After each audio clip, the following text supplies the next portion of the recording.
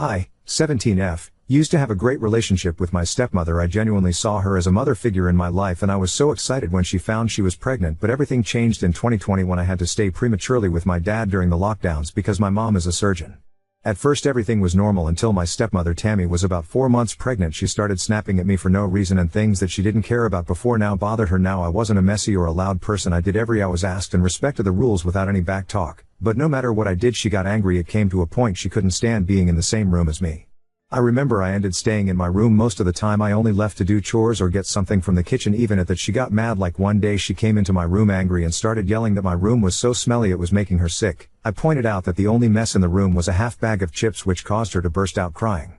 As always, Dad babied her, then made excuses saying she's struggling over lockdown, pregnancy, and not being able to see her family.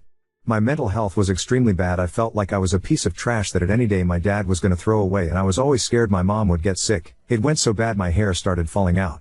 The breaking point came when I was at the kitchen table. I was reading a story on my phone waiting for my cereal to go soggy to eat it when Tammy came and huffed them, started cleaning loudly, complaining about a mess. The kitchen was spotless. Then she took my bowl and threw it in the bin, literally even the bowl. So I just flipped and started yelling at her what was her problem with me and called her an abusive fucking bitch among other things. My dad came running and got B. Between us she demanded that I leave the house, that I was never allowed near her kid. Dad walked me to my room, then said something that ruined our relationship forever. He told me that I must doing something to Tammy because no hates a kid for no reason, and if I kept stressing her I'd have to move out. I then made a social media post asking someone for a place to stay, explained the situation in detail, packed a bag, then climbed out my bedroom window bungalow. After about 30 minutes my phone started blowing up, but I just turned it off and went to a friend's house. I texted my mom off my friend's phone to let her know everything. She didn't call for 7 hours because she was in surgery. She said my aunt would pick me up the next day. My mom told my father I was okay and that I'd be staying with my aunt for 2 weeks till she could come home. Apparently Dad and Tammy had to go door to door to my family/friends' houses looking for me. After I made the post, let's say they got a lot of shit. My grandparents still don't talk to him to this day. My aunt packed up my room because I refused to go back into that house. I've not spoken to my father in years or met my half-brother. Tammy and Dad still try to fix our relationship. Apparently sometimes pregnant women get a hatred against people or pets for no reason. I'm turning 18 in 3 weeks, and a cousin's girlfriend asked me about inviting my dad, so I told her the story. She told me while what they did was wrong, what I did was an asshole thing too, because I made them worry/stress and go to multiple people's houses during a pandemic that put a pregnant woman having a mental health issue at risk by whole stunt. So Ada for letting my dad think I was missing. Update 1. I'm gonna call my cousin's girlfriend Sarah and my cousin Paul. So I mentioned in a comment I uninvited Sarah from the party. Yesterday Paul came over to talk. He told me Sarah had issues in the past with her younger siblings. It was apparently really bad, like her siblings lived with their mom full time and she lived with her dad. Long story short, Sarah was diagnosed with bipolar disorder and collage and went to therapy. He said even though she's apologized, her siblings still won't have anything to do with her, which breaks her heart. Paul said Sarah told him that when I told her what happened it triggered her because it reminded her of her situation with her siblings. I didn't mention in the other post because it was really irrelevant to what I was asking, but Sarah texted me about letting go of the hate, links to sites about family members with mental health issues, numbers of family therapists, even subreddits on here. He told me Sarah wanted to meet up to clear the air and apologize in person. I said okay. Sarah texted about half an hour later about collecting me because she wanted to drive to a new restaurant that newly opened in the next town over as her pre-birthday treat to me.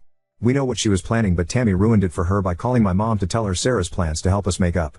I wrote my dad a letter 2 days ago, as a lot of you suggested. I put everything in there and told him how it affects me to this day. I told him I wanted a relationship with my brother, but I wasn't sure I'll ever want one with him. I told him to leave me alone because his actions are only pushing me away even more, and if I ever decide I want to talk to him it will be on my terms with my mom present. The letter ended up being 5 pages, and you guys were right, it did make me feel better. My mom dropped it off that day and Dad asked to meet her a day later. They talked about me meeting my brother, and my dad said he wants to buy me a car, no strings attached. They, Tammy and Dad, also asked would it be okay to give me money to get myself something for my birthday. You guys are gonna hate me for this, but I'm taking the car and $500 if he wants to give me more he can, because collage supplies and moving into a dorm is expensive. Back to Sarah. She's basically contacted Tammy via Facebook. Tammy sent my mom the screenshots, telling her everything I said, then asking Tammy her side because Sarah didn't believe me. To Tammy's credit, she told the truth and took full accountability. It was Sarah who kept trying to make out Tammy was the victim. Sarah told Tammy about her own past and said she'd try to mend our relationship. Tammy told her that didn't want her to. The last message was Sarah telling Tammy the location and time we'd be at the restaurant, even said she'd drive me so I couldn't leave even though I just asked a waitress for help or call my mom. My mom posted the screenshots into the group chat and called Sarah a bunch of names, told her if she ever came near me again she'd regret it.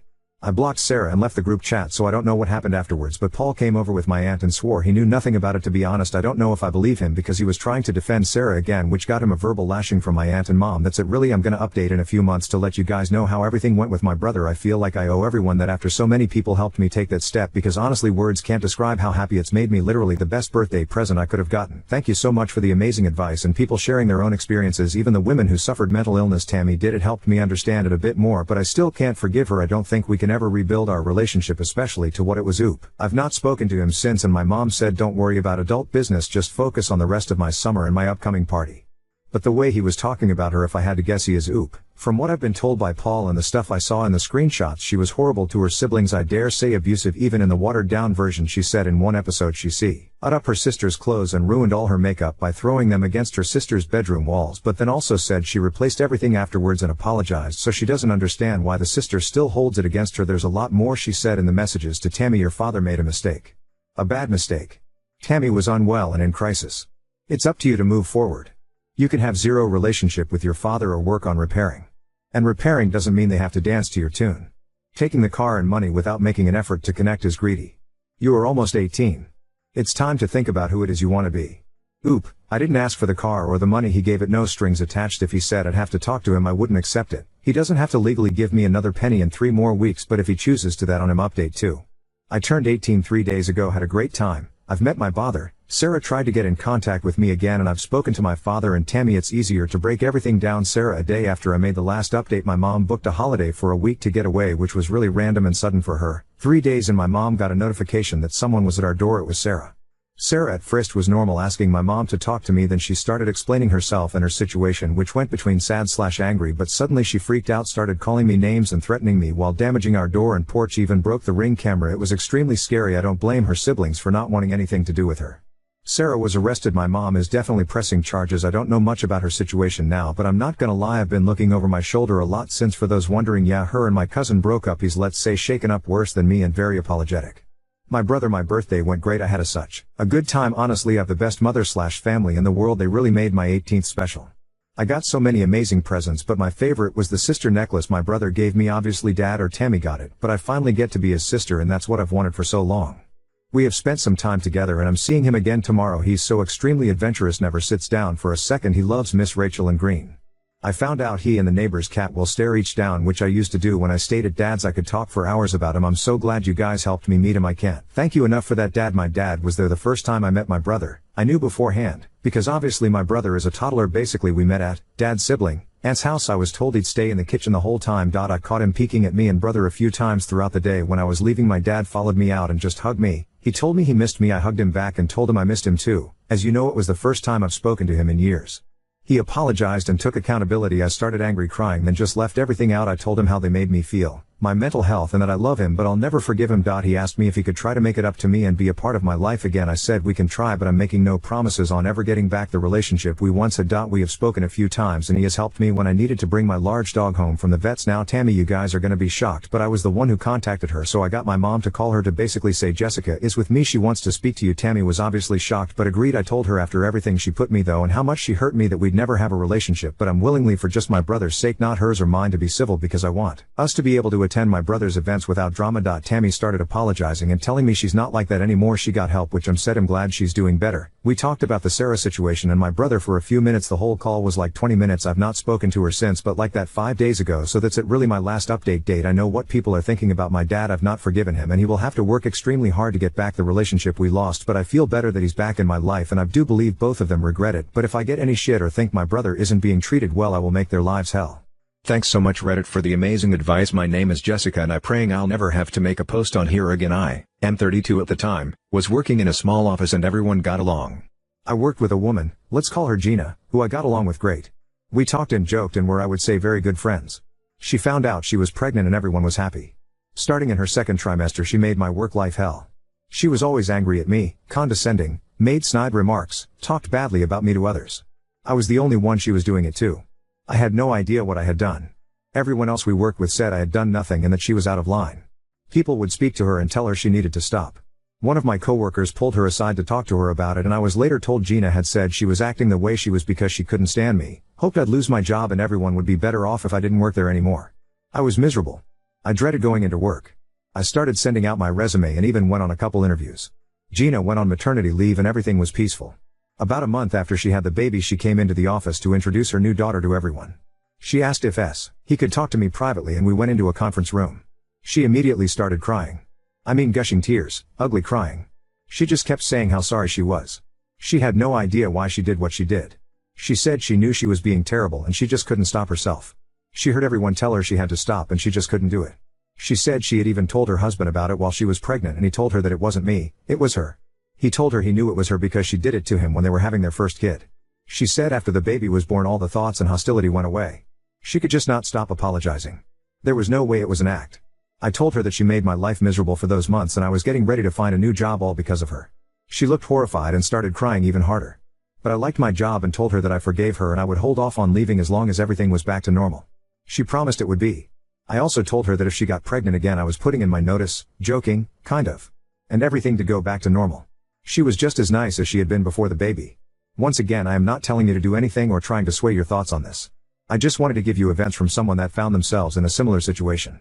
Oop, Tammy said something similar. She knew she was the bad guy and knew what she did was wrong. She told me tried to always find ways to justify herself in the moment but felt bad after. It's a thing that can happen during pregnancy. Some women turn against a cat they loved or even their own husbands, but unfortunately as well. Tammy, after the baby had postnatal psychosis. For me, I knew she got help and changed when she warned my mom about Sarah. I know her reason and she's trying to make up for it, but I don't think I can forgive her. I saw her as a second mom. I think the best thing we can hope for in the future is a friendship. Now on to second story. Used both water jugs to fill the fridge dispenser before a water main repair. My partner woke up furious and stormed out. To set the scene, I, 35 male, like to drink cold or chilled water, and my partner, 33F, likes room temperature pre-boiled water. To accommodate for both our needs, we have a kettle for boiling water, after which it is transferred to 2 water jugs, which are either left at room temperature or used to refill the dispenser in the fridge. On to the situation. 3 months ago I emptied both room temperature jugs into the fridge and boiled more water at night before bed. Partner came down, was furious she had no room temperature water to drink, and we came to an agreement. Don't fill up both jugs into the dispenser and leave her one. Fast forward to today, there was going to be some burst water main repairs outside by the utility company, so in the morning before my partner woke up, I decided to make sure we had enough water to drink. I filled the dispenser with 1 jug, then have the room temperature water in the other jug into both. I went back to work and thought nothing of it. Partner wakes up and goes down and she is furious. She doesn't have any room temperature water. I try to placate her by mixing the lukewarm water with water from the dispenser to make room temperature water, but it's futile. She won't relent. She tips the entire bottle of water I mixed out into the sink and tries herself and can't get the temperature right either. She is absolutely raging at me at this point for not listening to her or caring about her needs. She storms out of the house in a huff. So I to hear, or is perhaps this being blown out of proportion and mixing water to a specific temperature is not as big of a deal? Edit. Okay, wow, this really blew up. Who knew water would be so polarizing? Never thought this post would start lukewarm Watergate. Just got off work and reading through all the replies. Look, like Therese, lots of questions, so I'll do my best to answer them and provide some clarity. Thank you everyone for the comments, the stories, the judgments, and everything in between. Appreciate all the input so far, and Therese been some great takes that I'll take to heart and consider properly. Including how best to communicate post-Watergate with my partner. So more info: who boiled the kettle and filled the jugs the previous night? I did. Why did you touch all the water? Firstly, we don't have 1 jug for her and 1 for me, we have 2 jugs for the household, me and her. I forgot about the water mains being repaired until early this morning when the trucks showed up and they started working. I rushed down and made sure there was enough water for both of us. Not just me. On top of filling all the jugs in the dispenser and boiling another kettle full of water, I also filled a few sinks so we'd have extra water to flush the toilet if need be. I honestly thought the water would cool enough by the time she woke up since it's a cold day, but I guess I was wrong? I didn't expect her to react the way she did. Is she OCD? No, she's just pedantic about certain things and needs them to be a specific way. But I don't think it's any more demanding than any other person who is neat and tidy and has certain idiosyncrasies. Why don't you drink from the tap? Are you Asian? Yes, we are an Asian couple. Many of you have guessed that. Drinking boiled water is cultural, and a preference. There is nothing particularly wrong with the tap water in our country, Australia, but it tastes better to my partner after being boiled. Warm, but not boiling water tastes different than cooled to room temperature boiled water to her. So it's a preference. I preferred chilled water, but I'd happily drink room temperature water or even warm if there wasn't any chilled water. I drink what we have, but prefer to have chilled. It doesn't affect me in any big way. This morning I just filled everything I see, old, including the dispenser. Why don't you use ice? I can definitely use ice, but our fridge has a built-in dispenser that we have to manually fill, so I do that from time to time with water from the jugs. Normally I will only ever use one, and leave one for her. This morning in my haste I used both as I wanted to make sure everything was full, dispenser, both jugs, and kettle. Why don't you have more jugs? Trust me, this is definitely our next step. As well as the Brita water filter, but worried she might not like the taste. Plus she might insist we boil it first before it goes into the Brita. Why did you pour half the water into an empty jug and fill both with boiling? As previously explained, we shattered a glass jug on a cold day, previously pouring boiling water directly into it, because science, I don't know the physics here. Anyways, I was trying to avoid that and thought the boiling plus room temperature water would cool sufficiently by the time she woke up. I calculated wrong. Anyways, hope that clarifies most of the questions. We'll post an update once we've reached an amicable resolution. My guess is that it's not about the water as some people have already said, but Teresa's other underlying issues, and this was a trigger. Update 1. So 2 years on, I thought I'd make an update to the original debacle that confused everyone and polarized the community. There were so many comments, some incredibly empathetic and helpful, some racist and mean, but generally I don't believe there was ever a consensus reached. Despite all that, I was incredibly grateful to all the comments received from everyone. Whilst I didn't take the time to reply, I actually did read through them all. On to the update. So as some people pointed out, our argument was not really about the water. Generally in every relationship, every person just wants to feel seen, heard, important, understood, and loved. My actions that day did not make her feel that way, and in of itself was more indicative of a longer running issue between us in our relationship. For a bit of background, we both have had childhood trauma, and the beginning of our relationship was quite volatile. Defying the odds, we stayed together and got married. However, marriage doesn't solve those issues. Over the last 2 years, we've continued to stay together. Yes, we are still married, much to the chagrin of those who were advocating our divorce side-eye, and continued to grow together. Believe it or not, the incident involving the water was a bit of a catalyst to us having better conversations regarding how we are going to resolve our own trauma and improve our communication. Long story short, she got therapy, I got therapy, we did some marriage counseling, she got more therapy, I got more therapy, and it's been a journey, but a worthwhile one. When two people really do love each other, and want to work it out, they'll find a way too. I'm so genuinely grateful for my wife, who she was, who she is now, the strength she has and the belief she had in us, and more so in me.